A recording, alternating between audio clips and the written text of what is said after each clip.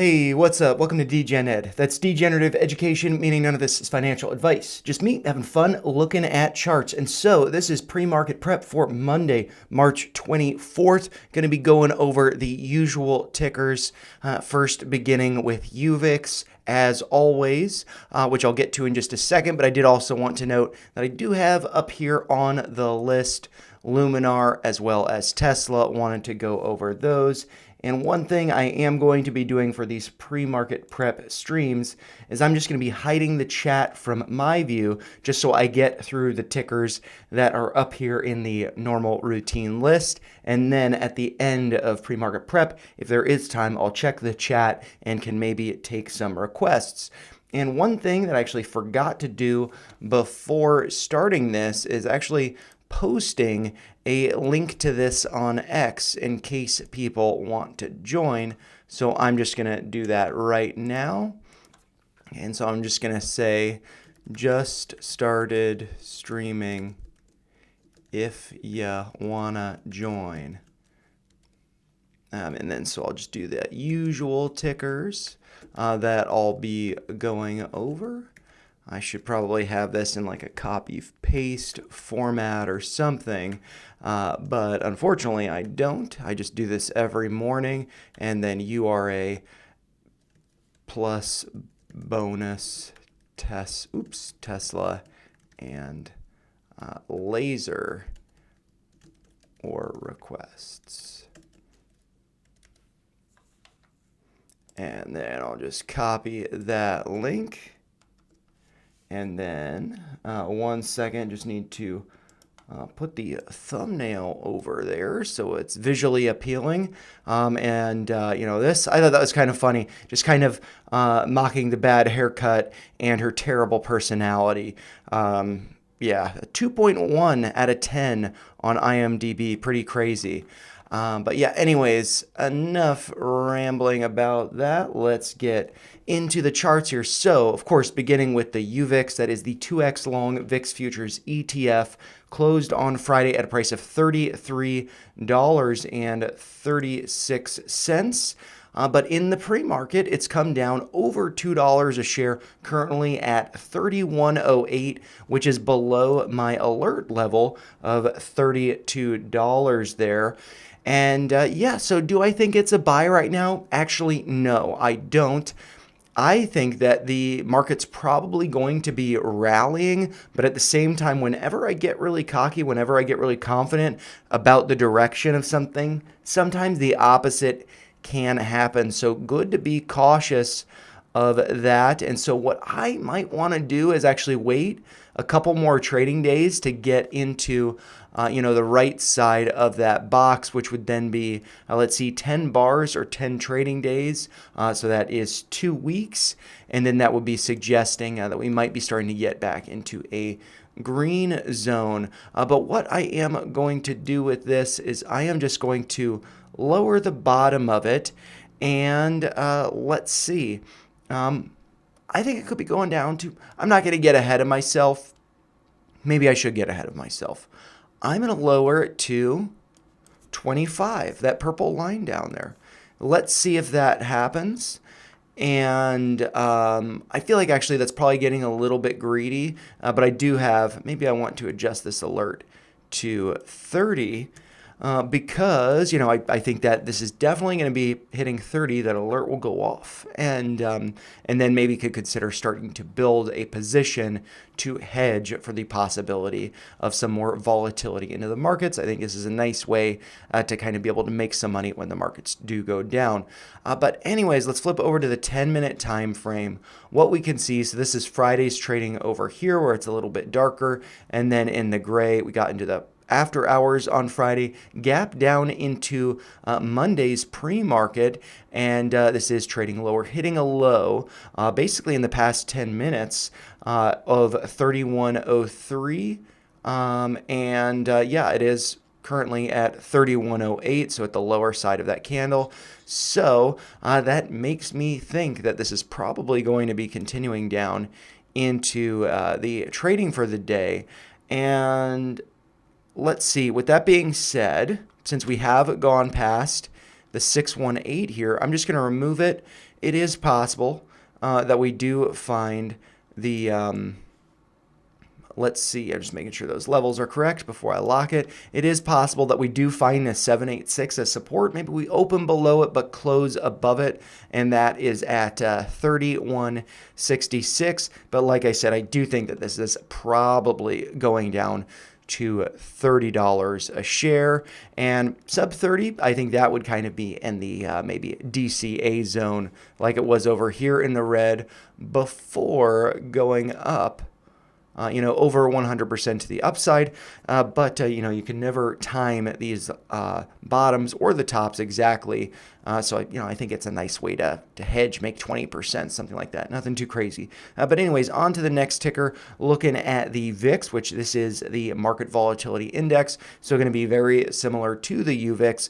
But for this one, as far as I understand it, the only way that you can trade it is with options. So have to have expiration dates and factoring time into the trade, whereas UVIX, you can do it a little bit more casually. But just some important levels to note: $20 a share did have two closes, actually maybe three closes below it last week. So Wednesday closed at 1990, Thursday closed at 1980, and then on Friday put in a bearish engulfing candle closing at 1928, being down about 2.63% on the day Friday. But I do suspect that this will be going lower, and I am just going to remove that 618 there. Actually, wait a second. Maybe no, I'm going to remove the 618 just so that matches, kind of what I have drawn over with the UVIX, where we got this retracement there, 786. And then this retracement here, of course, very similar. And that 786 is at a price of 1791. I was going to say 94 for some reason. But yeah, I think that could be heading down that way. And then we also do have this yellow downtrend that was, approximate resistance over here. And, maybe it took a little bit of energy to break through that to the upside. And so maybe we're coming down to that level, which does look like it coincides with this gap that was previously filled over here. That is at a price of 14.85, and it does look like I have an alert there. That would be, I think, the time to really, get excited. Whether you trade the VIX or the UVIX, I think that would be the time to do it. And then because there is no volume on the VIX, you see over here, there's nothing there. The UVIX does have volume, and so maybe we could just kind of consider that looking here at the daily, that as this is coming down, volume, it's not up super high or anything, but it has gone up a little bit. And then if we do look at that 10-minute time frame, volume is spiked up in the pre-market. So that could be just, orders waiting to be filled over the weekend. But yeah, I think that both of these are coming down, the UVIX as well as the VIX. And with that being said, that's going to mean that the S&P 500 here, looking at the SPY, which is the S&P 500 tracking ETF, I think this is going to be up. And one thing that I need to do, as I'm sure you could tell, I need to clean up some of the levels over here. But anyways, just before I get into that, the SPY did close on Friday at a price of $563.98. But in the pre-market is up about 1.25%, pretty remarkable there, trading above 571 currently. And so, yeah, I don't think that this little dip and bounce is going to be happening. So I am going to remove that. But from this Fibonacci retracement up there, let's see this red one here. I don't think that I really need so many levels of confluence there. So I think I'm just going to delete these retracements because, the 382, that, as we can see, we do have a confluence of levels there, so I don't really need that. And it does look like we are above the 236, which is at right around 565, currently trading at 571, which is below this confluence of levels. So I'm just going to delete that red retracement, and this red one over here, or green one, sorry. I'm just going to, actually, maybe I don't want to delete that because, the 618 down there was a nice dip buying bottom level. So I'm just going to remove that 100% So we still have that 618 up there, which is at a price of $551.94. So right around $552. That was a really nice dip buying level. And if I do switch over to the 10-minute time frame, we can kind of see, where price has gone from that level. So right around, let's see, 552, just being approximate. Price has gone up about almost 3.5%. From that dip buy level there, which actually, if I do lower that to, that more precise, let's see, I'm going to have to adjust it over here. So let's see, 551, was that 94? Yeah, that's up almost 3.5%. So that was, as it turns out, a good bottom indicator. But anyways, looking over at the 10-minute time frame, let's just see how this traded during Friday's market hours and into the after and pre-market trading. And so what we can see is that on Friday kind of tested this level here, 558.38. We'll have to take a look over on the daily to see what that's based on, but did kind of bounce from there, floating higher over the course of the day before a push up into the after hours, and that push up was held before we gapped up into the pre-market. So looking really nice there. I think we're going to be seeing some nice big moves during market hours today, but of course I could be wrong about that, so good to be cautious. And so it looks like that light blue line that I marked there at 558 approximately corresponds with the effectively double top over here that was resistance, and then kind of consolidation here before kind of pulling back a little bit, just being approximate there. So I do think that's a notable level, largely because of these two tops there, that resistance. And we kind of had to push above it and consolidated above it, and now we are trading right around, let's see where the cursor is. It looks like just a little bit below 571 right now, so where that cursor is. And so we'll have to see if we are able to get up to this downtrending light blue line here, corresponding, with this parallel channel based on those 3 pivot points there. Also level of confluence with this downtrending yellow line. So we'll have to see. I'm pretty excited about this. I think that, things are looking pretty good. But anyways, flipping over to the SPX, just like what I did with the SPY, I'm going to delete a little bit of this clutter. So removing that Fibonacci retrace. Actually, well, maybe before I do that, I want to see that, the 382 kind of coincides with this confluence of levels. So I'm going to delete it just to clean it up. And then this green retracement, I am going to delete. Let's see, we have the 0% retracement, so just the top there, and then the 100%, which would be like the full retracement at $5,773. So I'm just going to remove that 100% and that 0, but keep that 1618, which is at a price of $5,542.10. Did get a bounce from there. And with that being said, the SPX, which is the S&P 500 tracking ETF, closed on Friday at $5,667.56, having gone up a whopping 0.08% on Friday, which represented an upside move of about 4.67 cents. And like I said, with the SPY, that is up in the pre-market. Unfortunately, there is no pre-market with the SPX, but I suspect that we will see a gap up and potentially a continuation. And what I would like to see is it getting above, this confluence of levels here, which would be getting up to around $5,770. If we can close above that, that would be a really good look. As we, can see, just like with the SPY, this downtrending parallel channel based on these 3 pivot points and this yellow downtrend here, we'll want to be seeing some price action above those levels. But anyways, now let's switch over to Bitcoin, which has been pretty exciting. What I was expecting, or what I should say, rather hoping, was a pullback over the weekend, kind of following this doodle, because what we can see here is this red dashed line there. That was the CME gap that was created following the close at, I believe, 5 p.m. Eastern. I looked it up, so that should be correct. 5 p.m. Eastern. that closing price for the hourly candle was around $84,000. And I was hoping for a dip down so then I could potentially, trade going, let's see, up about 4%. So nothing too crazy, but to fill that gap. But what we're seeing now with Bitcoin trading above $87,000, having hit a high so far, almost hitting 88,000, what I'm expecting to see is effectively by Wednesday, so that would be 24, 5, 6, so the 6th here. By this day, we'd be seeing about a 4% pullback from current price, but that also may not happen. These gaps don't always get filled. A few CME gaps ago, it took, like a week and a half to fill.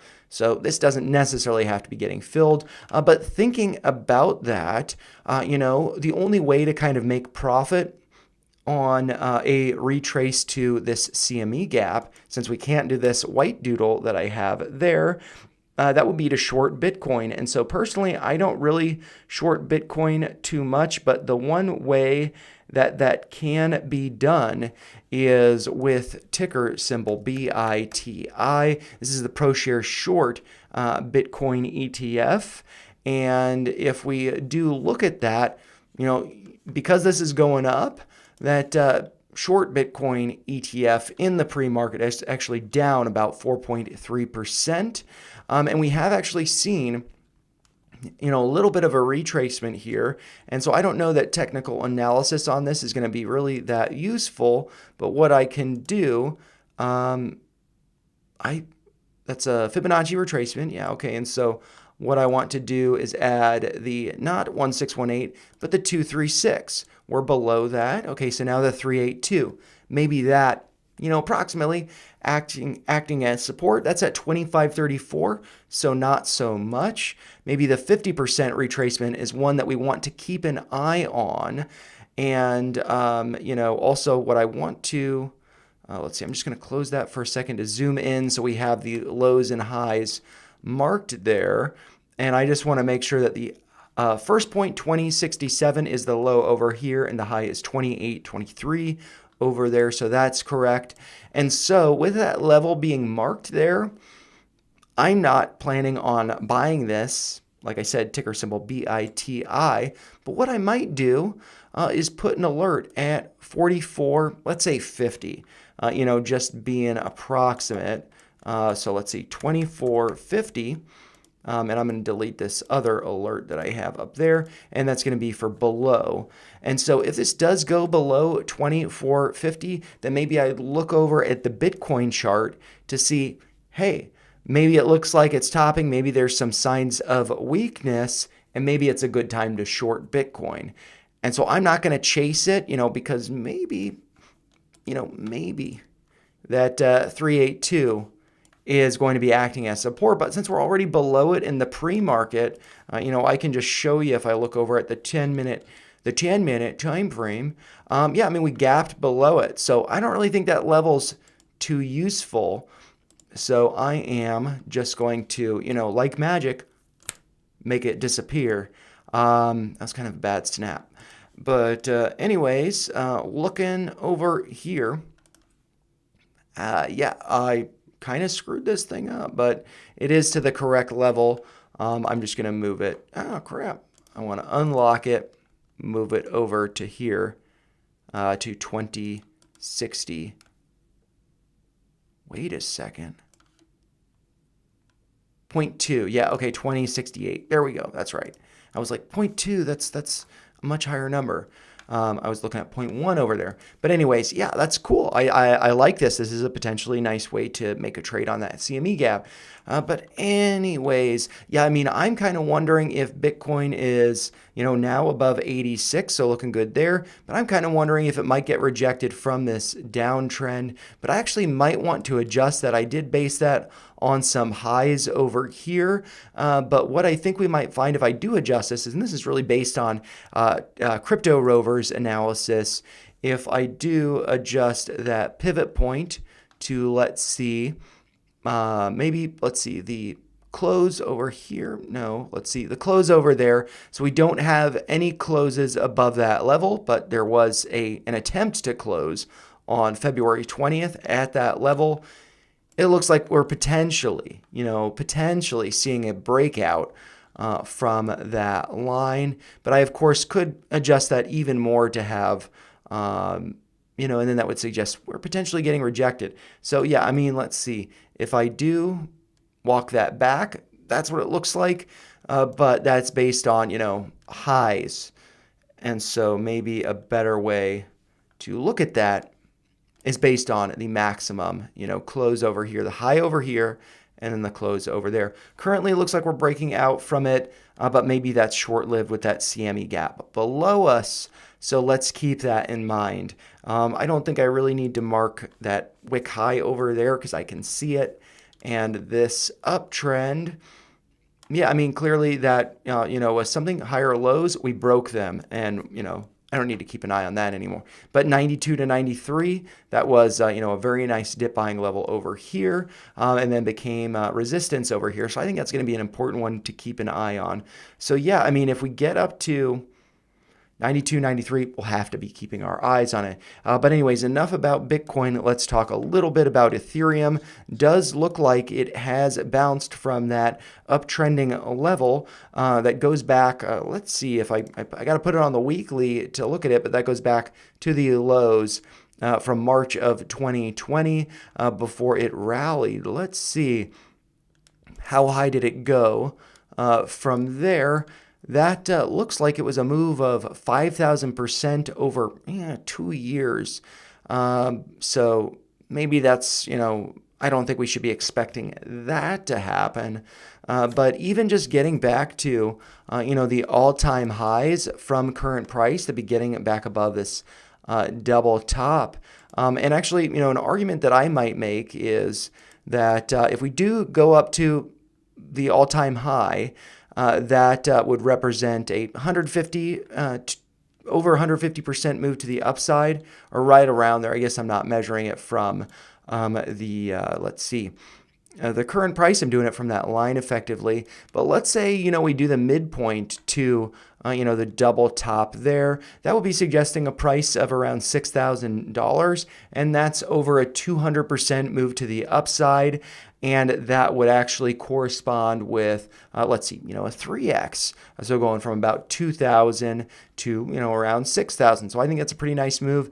And one thing that I'm just thinking about looking at the chart like this on this bigger time frame perspective, I'm wondering if I could connect to draw a little pivot line like I have over there, array, based on the high from over here, and then to intersect with the highs from over there. And so that was a very nice predictor of this top that was hit in November of 2021. So pretty cool there. But, maybe that's a predictor for where this could be going into the future. And I might actually color that line, make that line thick, and make it red to suggest that's, a profit-taking level. Whereas down here, I'm going to make that thick and make that green to suggest that that is a dip buying level. And if we were to just, kind of map this out towards the end of the year, and so that's going to be, let's see, over here basically. Let's see, that's January. Yeah, let's see, end of the year, December 28th here. Where is price on that date? I might actually just take a measurement from, this line to the, getting a little bit greedy, to December 28th. So the end of the year, that would be suggesting that price would be getting up to around $8,500. So I find that to be pretty intriguing, a pretty compelling trade there. And so that's a, 4x from current price. I like it. And so for me personally, I am stacking Ethereum on a daily basis, just $10, so nothing too crazy. But actually, yeah, I mean, if there is like a really big pullback, like maybe we get a fake out break below this green uptrend, then I'd go pretty heavy on ETH if it's below 2,000. Bitcoin's getting into the 70s, then I'd probably go a little heavier on those. But currently, Looking at this, I don't really need that doodle up there or that measurement. But yeah, I mean, I think that this is a pretty nice bounce from the bottom there.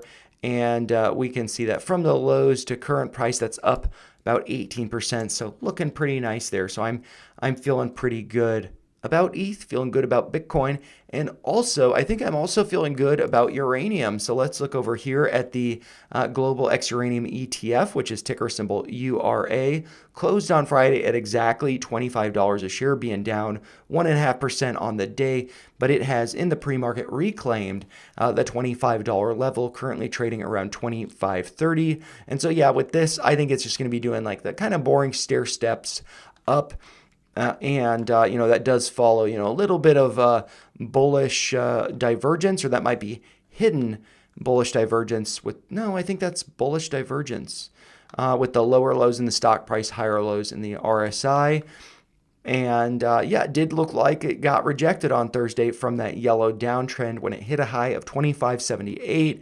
But then you'll kind of put in this, little doji there on Friday and now going up in the pre-market. So if we do look at this on the 10-minute time frame, trading on Friday, a little bit of a gap up in the pre-market, but really not too exciting of an ETF. I think this is just going to be stair-stepping its way up until it fills this gap here right around $30.50. So I'm liking that. And so, with all of that being said, since I didn't put them in the, let's see, what is it? The title of the video or the stream, I'm going to open up the chat to see if there are any requests.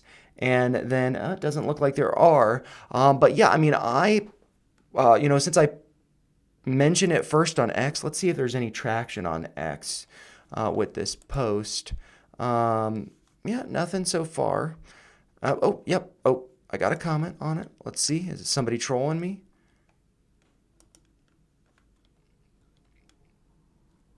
Let's see. Okay, so this is somebody spamming me. So this is what I do to people that spam me. So yeah, I don't need that. Because there's spam, scams, there's a lot of that stuff. Got to be cautious. But yeah, Tesla. This is one that, I kind of wish I was more aggressive over here, but, any stocks that are more than, $100 or, $100 are kind of pricey for me in the way that I like to trade. But so I've just been DCAing, buying fractional shares, and I'm doing that on a daily basis. I wish I would have done that a little bit more aggressively over here, but kind of like actually, a post that I put on X. So maybe I can pull that up. There's probably going to be some trash that I've posted over here, so please forgive me. Let's see about that. This chart here, this is the Tesla weekly time frame. I do have this trend line that goes back to it's behind Ed there. Sorry about that. It's, going back to the COVID lows. And then this was, I believe, the 2022 lows. Gap on the daily that was filled over here. And so coming back to that level would effectively be coming down to like 165 or 170. And I don't want to be too aggressive until it gets down there, if it gets down there. But if it does not get down there, I want to be DCAing into this because we have pulled back to the 786 here at 213.64. So I like that. And thinking about 213.64, we're, well above that now.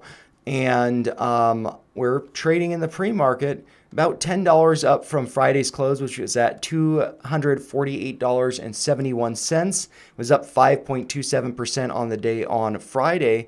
But then in the pre-market, looking at that 10-minute time frame, Friday floated up over the course of the day, held those gains in the after hours, and then gapped up into pre-market. And then it looks like there's some news here. Exclusive, interim SEC chief casts sole vote against suing Musk. So that's some good news. There is no, what's it called? Activist SEC anymore that acts against crypto, Tesla, stuff like that. So, yeah, I mean, I think Tesla's looking really good. And one thing that, personally, I I just got rubbed the wrong way by that video, the Luminar stock. I want to be getting out of my position, and I've actually been working on that by selling covered calls. So I only have 200 shares, so I'm able to sell covered calls to make a little bit of money on it. But on Friday, I sold a covered call with a strike of $8 a share. And you might notice that Luminar, ticker symbol LAZR, closed on Friday above $8 a share at $8.35, closing up almost 33% on the day. So I would have had to sell my shares that would have been assigned at a price of $8 a share, but I rolled my call into this upcoming Friday on the 28th, again with a strike of $8 a share. So that's a little bit risky. And so what I might do is I might actually roll it into the following week and to just be collecting more premium on that. So I'm actually able to make money on that. And yeah, I don't want to sell my shares at $8 a share, but I want to get out of my position. I'd rather be long, fully on board with Tesla than effectively shorting it by having shares in a company like Luminar, who participates in a video that slanders Tesla. I don't know if that's the correct term, but what I want to be doing is coming back over here, but then opening unusual whales because I want to look at the Greeks here. To look at the Luminar, so ticker symbol LAZR, Max Pain. And so what we can see for this week, Max Pain has effectively gone up. It was $6, now it's $7.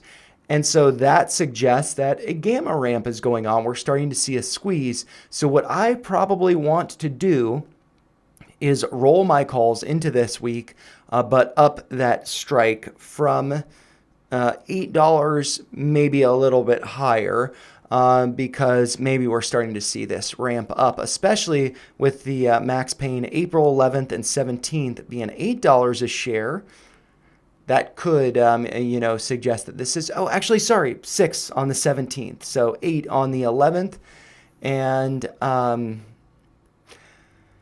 yeah, so I mean, I don't know. I think that things have potentially turned around for Luminar, but I just want to continue to sell and to roll those covered calls. And so just looking over here at the options table, I'm just kind of doing this for myself at this point because I don't see anybody in the chat. Ooh, and I got to bring Ed back. Sorry about that, buddy. Hey, okay, so looking at the calls here for this coming Friday.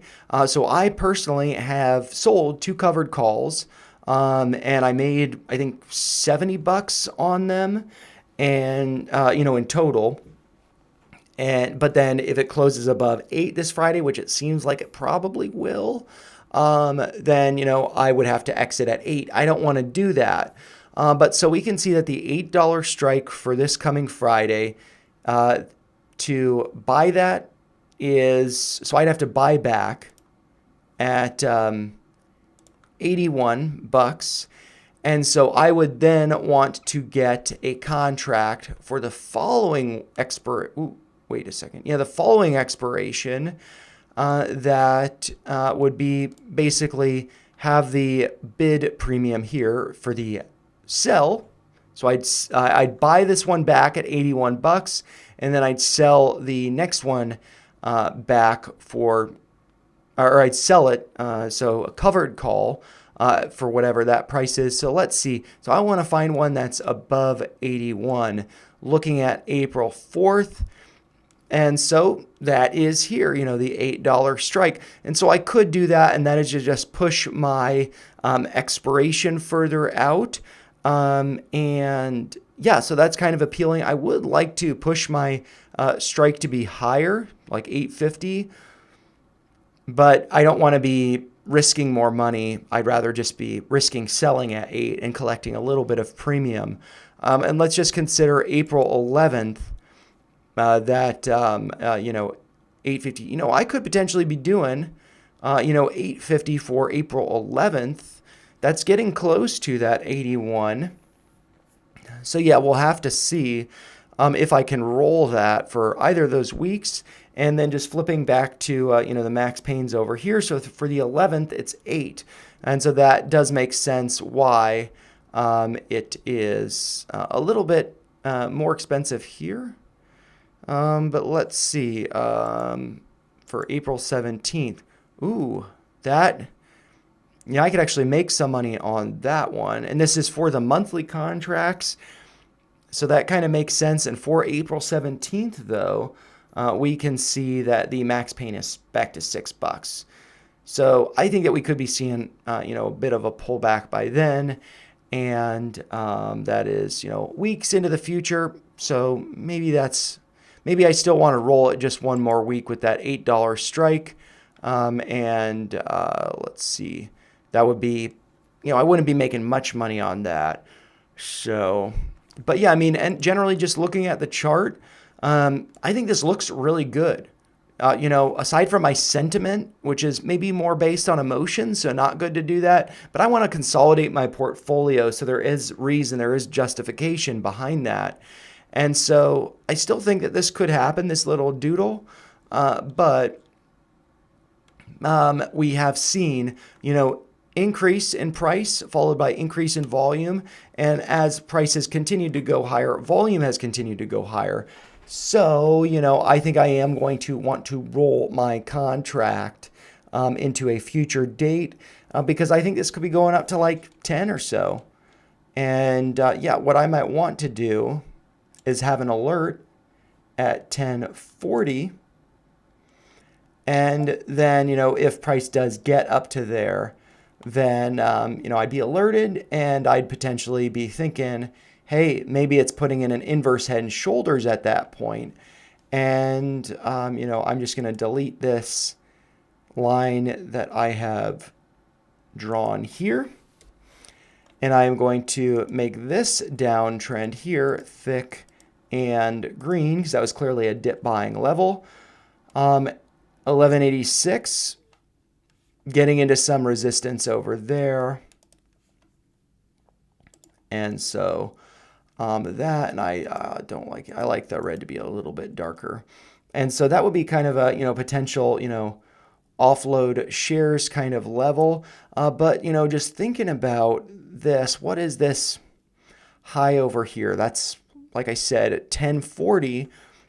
And so that would effectively be putting in maybe, starting to put in an inverse head and shoulders pattern. And from that, we can take a measurement from the low over here at 447.5. And let's see, getting that midpoint to be, up here. So that's at, let's see, right around, just being approximate. That would be suggesting price could be getting above this gap fill at 1470 up to like 1660.